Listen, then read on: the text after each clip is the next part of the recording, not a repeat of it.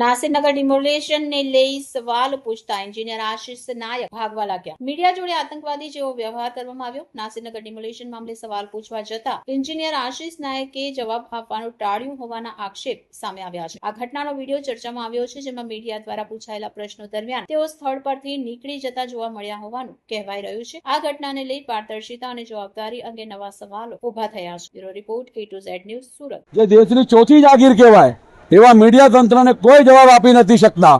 કમિશનરશ્રી પણ કોઈ જવાબ આપી નથી શકતા। એના એડિશનલ સિટી ઇજનેર ઝોનલ વડા બોલેલા પોપટની જેમ બોલતા હોય અને સાવ ખોટું બોલતા હોય અને પોતે ભ્રષ્ટાચારના આરોપોનો ભૂતકાળમાં સામનો કરી ચૂક્યા હોય।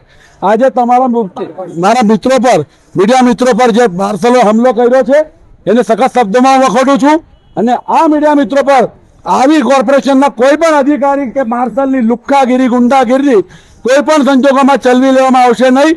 મહાનગરપાલિકાના કમિશનરશ્રીને હું અપીલ કરું છું કે તાત્કાલિક અસરથી મીડિયા મિત્રોની જાહેરમાં માફી માંગવી જોઈએ।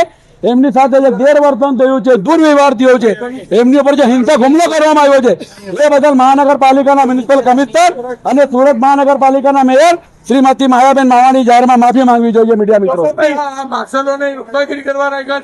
બિલકુલ માર્શલોને અત્યારે આ લુખ્ખાગીરી કે એમને ટપોરીગીરી માટે જ રાખ્યા હોય એ પ્રસ્તાવિત એટલા માટે થઈ રહ્યું છે કે મનપા તંત્ર 15 દિવસથી આજે 14મો દિવસ થઈ ગયો, એની છબી કાઢાઈ રહી છે, તેમ છતાં એ લોકોનું પેટનું પાણી હલતું નથી। કમિશનરશ્રી પોતે સ્પષ્ટ જવાબ આપી શકતા નથી કે કોઈ સત્યનો સામનો કરી શકતા નથી અને એક જૂઠને છાવરવા માટે રોજે રોજ નવા જૂઠ બોલી રહ્યા છે।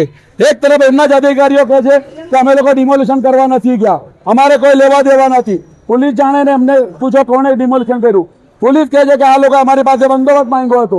એક તરફ આજે એડિશનલ સિટી ઇજનેર કહે છે કે આ ડિમોલિશન અમે કર્યું છે। અરે ડિમોલિશન કર્યું છે તો કાયદેસર કર્યું કે ગેરકાયદેસર એ સ્પષ્ટીકરણ કરો। કમિશનર જવાબ આપે કે મને ખબર નથી। એટલે આ સુરત મહાનગરપાલિકાનું તંત્ર ખોટી વગરના ધોણી જેવું ચાલી રહ્યું છે।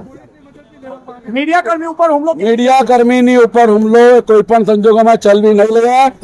સુરતના મહાનગરપાલિકાના મ્યુનિસિપલ કમિશનર એમ નાગરાજન અને સુરત મહાનગરપાલિકાના મેયર માયાબેન માવાણીએ જાહેરમાં માફી માંગવી જોઈએ મીડિયા મિત્રોની।